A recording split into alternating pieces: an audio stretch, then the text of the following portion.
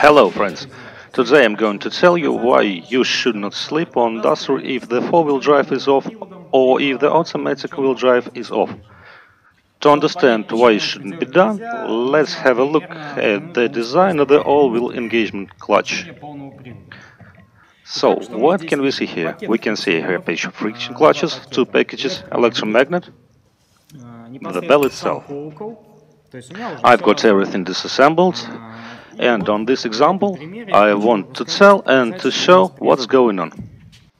Let's have a look. Here we have a so-called shank with the propeller shafts rigidly bolted to it. The propeller shaft is constantly rotating from the bevel gear. It is rotating if the front axle is rotating. Namely, in the normal mode, if we are moving, no matter or on the all-wheel drive, on the front-wheel drive, we've got such a rotation of the bell from the propeller shaft. It rotates constantly. So, if the front axle is rotating, the rear axle is rotating too. The main thing is rotation to be. So, what's going on? We are sleeping with the all-wheel drive is turned off. Suppose the front-wheel drive is on, we are starting with the sleep, and the rear axle is rotating slower than the front one. So such conditions are needed. Or in winter, if the all-wheel drive is off, when we start moving, the front will sleep, but the rear axle is standing still. What's going on at the moment? Let's have a look at the bell. I call it the bell, but in fact it's the hull of the clutch. The bell is rotating and the rear axle rotation to which goes through this sleeve stands still. You can have a look. The bell is rotating, the rear axle is standing still. Accordingly, a very big bearing on this shaft is loaded. Have a look what has happened to it. Now I'll mount it into the bell. I've mounted it into the bell, holding the shaft, and at some moment it starts to wedge. So friends, here is the bearing. It was heard that several bolts became square. The bearing is heavily worn out. I had a look at the bolts themselves, and they are even oval at some places. Here, once again, here we got a jamming. Besides that, the bearing is wearing out, overheating and overloading. We've got a constant sleep of friction clutches. As the rear axle is rigidly attached to the shaft, and the friction clutches are being mounted on the shaft this way. They sway their mountain, and here is the spacer between them on which they should slide. The spacer is also attached to the bell rigidly, and we've got a constant sleeping. The rear axle stands still, but the bell rotates, and the bearing and the part of the friction clutches also rotates. We have constantly high friction. Exactly this car came to us with the problem of the appearance of extraneous noise at low speed.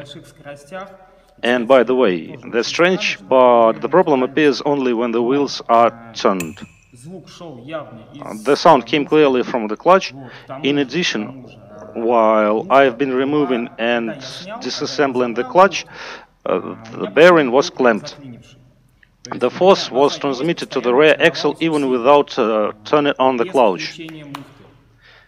This means I had even unplugged the electromagnet, but the connection remained. This means I had been blocking the propeller shaft, rotated rear wheels, and they had been rotated very difficultly. This means the clamped bearing had been also pulling friction clutches and rear axle. After a long thought and interrogation, the client told that he had been sleeping a lot on the front-wheel drive and he had been pulled out many times, even by tractors. The man drives fishing, and here are the consequences.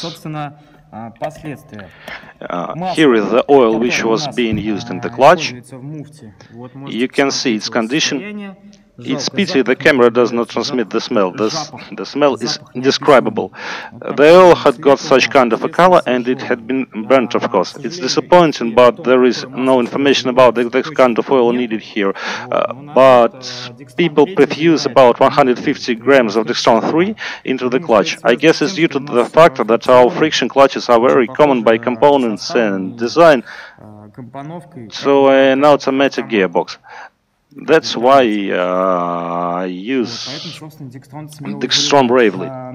If I'm right, the number of the bearing by NSK 6106 here on camera is the only I can see. Let me take off sizes. The outside diameter is 42 millimeters, the inner diameter is 30 millimeters, and the height is 7 millimeters. And we've got another one bearing, but basically it wasn't damaged. I feel some friction dust and some sand there, but we'll wash it up. I think that we will not change this bearing by the reason that we'll hardly find or order a new one.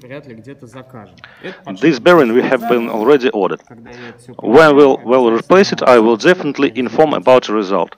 Just a little about signs of malfunction. The first and the main is the constant rigid connection. The force transmission to the rear axle remains even if the electromagnet is off. And the second are such sounds in the bell. It's well heard that the bell periodically jammed. During the movement there was a hard metal knock, but not always. If this video somewhere or somehow will be useful to anyone, please like it, subscribe to our channel and write in comments what oil do you use. Maybe someone had already repairing the clutch. Everything is interesting, there is lack of information. Come on, everything goes. Hither, see you soon.